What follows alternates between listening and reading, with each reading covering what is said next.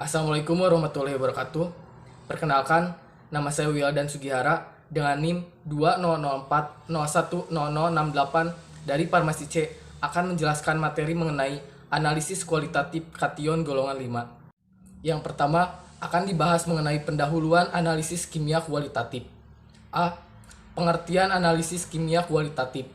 Analisis kimia kualitatif adalah suatu rangkaian pekerjaan analisis yang bertujuan mengetahui keberadaan atau bisa juga identifikasi suatu ion, unsur, atau senyawa kimia lain baik organik maupun anorganik dalam suatu sampel yang akan kita analisis. Sifat kimia dan fisika kimia analisis kimia kualitatif. Analisis kualitatif berdasarkan sifat kimia melibatkan beberapa reaksi di mana hukum kesetimbangan massa sangat berguna untuk menentukan ke arah mana reaksi berjalan. Contohnya, reaksi redoks, reaksi asam basa, dan reaksi pengendapan.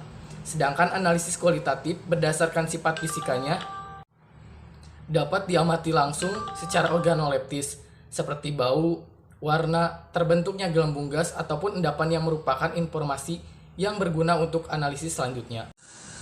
Fungsi dan tujuan analisis kimia kualitatif. Tujuan analisis kimia kualitatif adalah untuk memisahkan dan mengidentifikasi sejumlah unsur atau senyawa. Analisis kualitatif berhubungan dengan penetapan banyak suatu zat tertentu yang ada dalam sampel. Analisis kualitatif digunakan untuk menganalisa komponen atau jenis zat yang ada dalam suatu larutan.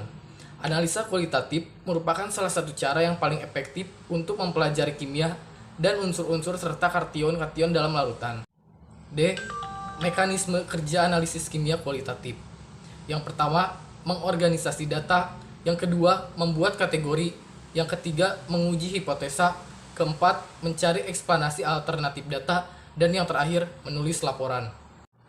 E. Perbedaan analisis kimia kualitatif dan kuantitatif. Metode kualitatif digunakan apabila masalah penelitian belum jelas, untuk memahami makna di balik data yang tampak, untuk mengembangkan teori dan meneliti sejarahnya, dan yang terakhir adalah untuk memastikan kebenaran dari suatu data. Sedangkan metode kuantitatif digunakan apabila masalah yang merupakan titik tolak penelitian sudah jelas, bila peneliti ingin mendapatkan informasi yang luas, bila peneliti bermaksud menguji hipotesis penelitian, dan bila peneliti ingin mendapatkan data yang lebih akurat. Yang selanjutnya akan dijelaskan mengenai pendahuluan kation. A. Pengertian kation. Kation adalah atom unsur yang melepaskan elektron kulit terluar agar konfigurasi elektron mencapai keadaan oktet atau stabil, hingga suatu kation tersebut dikatakan sebagai ion bermuatan positif. B. Tahapan analisis kation. Yang pertama ada uji pendahuluan, berupa pengamatan warna, bentuk, dan bau. Kemudian ada yang kedua, uji nyala, dengan bantuan kawat nikrom. Dan yang ketiga atau terakhir ada penentuan penggolongan.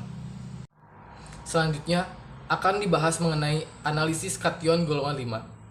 Kation golongan 5 adalah kation golongan sisa karena tidak bereaksi dengan reagensia golongan sebelumnya, di mana ion kation yang termasuk dalam golongan ini adalah magnesium, natrium, kalium, dan amonium.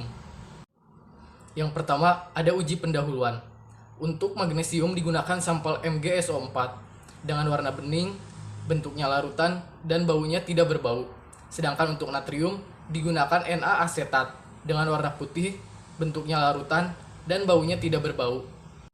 Untuk kalium digunakan sampel Ki dengan warna bening, bentuknya larutan, dan baunya tidak berbau.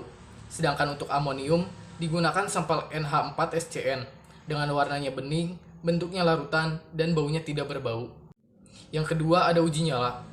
Dengan sampel yang pertama adalah MgSO4 menghasilkan warna merah jambu muda, Na-asetat menghasilkan warna kuning, dan Ki menghasilkan warna lembayung. Saat setelah melalui proses pembakaran dengan bantuan kawat nikrom dan pembakar spiritus. Yang terakhir atau yang ketiga uji penggolongan. Contoh beberapa reaksi ion magnesium dan beberapa reaksinya. Yang pertama ada dengan larutan amonia akan menghasilkan endapan putih, dengan larutan natrium hidroksida akan menghasilkan endapan putih, dengan larutan amonium bikarbonat akan menghasilkan endapan putih, dan dengan larutan dinatrium hidrogen fosfat akan menghasilkan endapan kristal putih. Yang kedua ada natrium.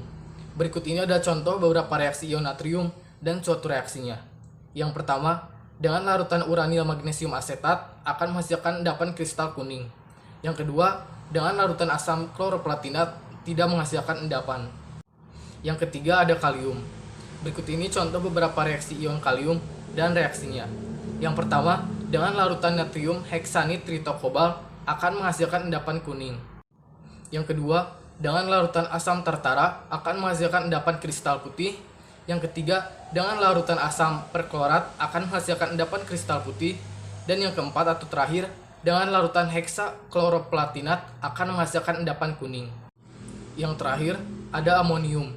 Berikut ini contoh beberapa reaksi ion amonium dan reaksinya. Yang pertama, dengan reagensia Nessler akan menghasilkan endapan coklat. Dengan larutan natrium heksanitritokobal akan menghasilkan endapan kuning, dan dengan asam heksakloroplatinat akan menghasilkan endapan kuning. Sekian materi yang dapat saya sampaikan. Thank you for attention. Wassalamualaikum warahmatullahi wabarakatuh.